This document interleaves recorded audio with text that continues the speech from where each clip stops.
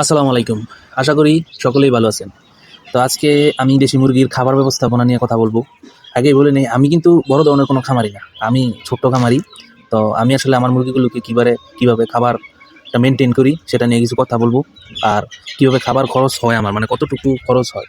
আমার খাবার খরচ হয় কিন্তু এই ২,০০০ এর নিচে পড়ে, ১৫০০ থেকে ১৬০০ এরকম পড়ে এক বস্তা খাবার, ৫০ কেজি। তো আমি যে খাবারগুলো দেই সেটা প্রথম হচ্ছে আপনার এই লেয়ার গোয়ার যে খাবার আছে। যেহেতু আমি এই দেশি মুরগিগুলোকে ডিমের জন্য নিতেছি, আর এগুলোর বয়স হচ্ছে এই ৮০ দিন প্লাস, আর এগুলো ডিমের জন্য নিতেছি, তাই লেয়ার গোয়ার আপনার ৩ কেজি লেয়ার গোয়ারের সাথে দিয়ে আপনার ৬ কেজি দান, তারপরে ৬ কেজি খুদ, তারপরে ৬ কেজি গম এবং ৬ কেজি ভুট্টা। তো এভাবে দিয়ে খাবার বানাই। আর ৬ কেজির মতো অন্যান্য যেমন শুটকির গুঁড়া এগুলো দিয়ে থাকি। তো এভাবে খাবার বানাইলে আমার ১৫০০ থেকে ১৭০০ এরকম খরচ পড়ে এক বস্তা খাবারে। তো মুরগির জন্য এগুলো আসলে দেখলাম খাইয়ে ভালো, ওজন ঠিকঠাক মতো আসে, তারপর গ্রোথগুলো ভালো আসে।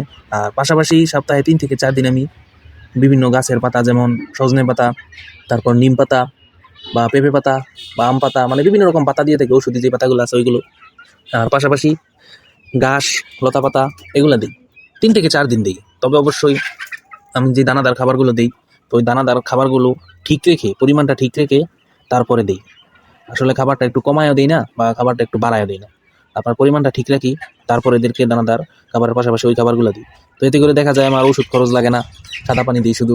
আর এগুলোর ভিটামিনের অভাব, খনিজের অভাব, মানে যেটার অভাব আছে ওইটার অভাব পূরণ হয়।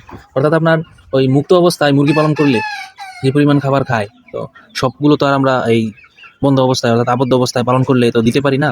তো সেক্ষেত্রে কিছুটা হলো তো ওই অভাবটা পূরণ হয়।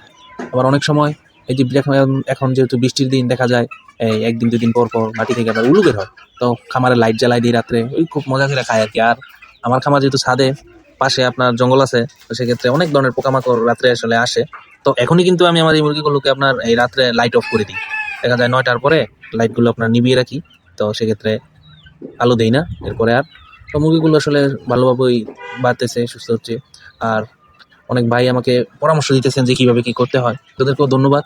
আর আমাদের এখানে কিন্তু বর্তমানে হাঁসের বাচ্চা আছে, তারপর কোয়েল পাখি যে কোনো বয়সের, আপনার ১ দিন থেকে শুরু করে ৩৫ দিন পর্যন্ত সকল বয়সের কোয়েল পাখি আছে। যা যেটা লাগবে আমাদের সাথে যোগাযোগ করবেন, সেটাও দেওয়া যাবে ইনশাল্লাহ। আর দেশি মুরগির হ্যাচিংও ইনশাল্লাহ কিছুদিনের মধ্যেই শুরু হয়ে যাবে। তো দেশি মুরগির বাচ্চা যাদের লাগবে তারাও যোগাযোগ করবেন। আপনারা কিন্তু আমার খামারে এসে দেখে শুনে নিয়ে যেতে পারবেন। আমার মুরগির খামারের লোকেশন হচ্ছে চুপাইল মাদ্রাসা মোড়, মুসার দোকান, কালীগঞ্জ, গাজীপুর। আমি আমার খামারের লোকেশনের ম্যাপ লিঙ্ক দিয়ে দিব। আর আমার কোয়েল পাখির খামার হচ্ছে ফুলবাড়িয়া বাজার, কাপাসিয়া, গাজীপুর। তো আপনাদেরকে আগেই বলছি যে আমি একসাথে এখন লালন পালন করি না, আগে করতাম। করার ক্ষেত্রে দেখা যায় আমার মোরগ মুরগির অথবা কোয়েল পাখির এখানে একটা সমস্যা হয়। তো সেক্ষেত্রে হাঁসের খামার আলাদা, মুরগির খামার আলাদা এবং কোয়েল পাখির খামার আলাদা করে ফেলছি। তো আপনারা আমাদের জন্য দোয়া করবেন, আমার জন্য দোয়া করবেন। আল্লাহ যেন আমাদের ব্যবসায় বরকত দান করেন। আমিও দোয়া করি আল্লাহ যেন সকলের মনের আশা পূরণ করেন। আসসালামু আলাইকুম।